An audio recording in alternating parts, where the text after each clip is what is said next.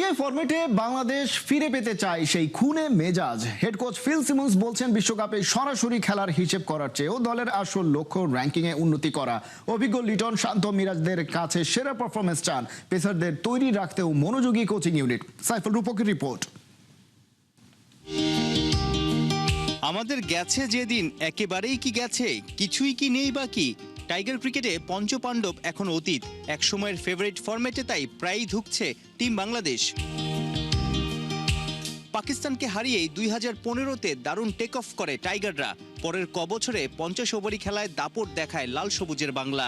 2026 মিরপুরে আবারও বাঘেদের সামনে পাকিস্তান। মিরাজের বাংলাদেশের আত্মবিশ্বাসী টেক অফ দেখার অপেক্ষা। We're not focusing on qualifying for World Cup.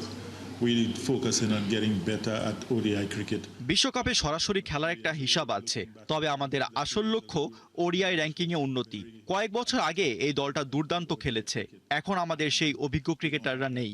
তবুও আমরা ধারাবাহিকভাবে ভালো ক্রিকেট খেলতে চাই।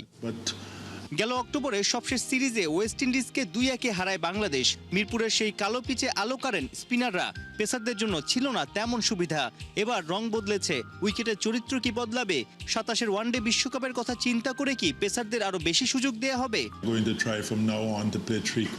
অবশ্যই আমরা এখন থেকে চেষ্টা করব 3 পেসার খেলানোর, কারণ আফ্রিকা বিশ্বকাপে পেস বান্ধব পিচ থাকবে, তাই আমাদের পেসারদের তৈরি রাখতে হবে।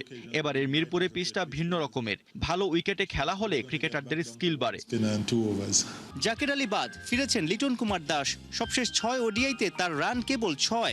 মিডল অর্ডারে ব্যর্থ হওয়া লিটনকে কি পাকিস্তানের বিপক্ষে টপ অর্ডারে বাজিয়ে দেখবে টিম ম্যানেজমেন্ট?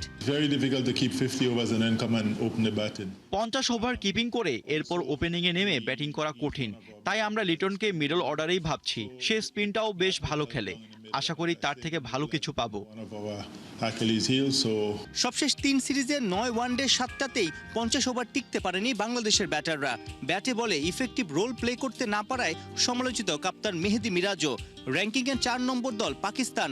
আফ্রিদি, হারিস রৌফদের গতি আর বাউন্সে কি এবারও ধুঁকবে বাংলার ব্যাটাররা, নাকি কাউন্টার অ্যাটাক করবে সাইফ, সৌম্য, হৃদয়, লিটন, শান্তরা? অধিনায়কত্বের চাপ কি মিরাজের ব্যাটিং বোলিংয়ে প্রভাব পড়ছে কিনা সেটা সেই ভালো বলতে পারবে। তার সামর্থ্য সম্পর্কে আমাদের ধারণা আছে, আশা করি সেও ফর্মে ফিরবে। মিডল ওভারগুলোতে ব্যাটিং বোলিংয়ে আমাদের উন্নতি দরকার। 11 মার্চ প্রথম ওয়ানডে। এই ফরম্যাটে 2 দলের 39 দেখায় বাংলাদেশের জয় মাত্র 5টা।